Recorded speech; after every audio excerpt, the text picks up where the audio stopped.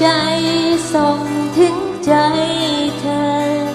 มือจับกันไว้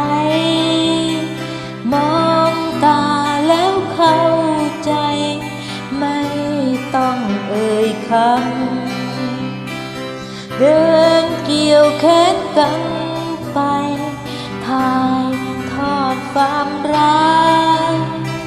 จงอย่าสนใจใครฉัน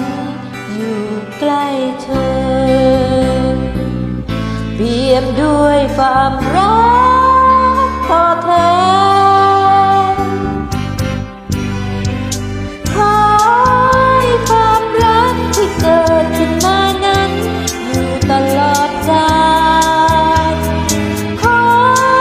ให้ความรักที่เกิดขึ้นมานั้นเป็นรักนิรันดร์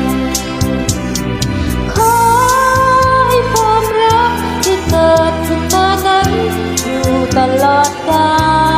ลขอให้ความรักที่เกิดขึ้นมานั้นเป็นรักนิรันดร์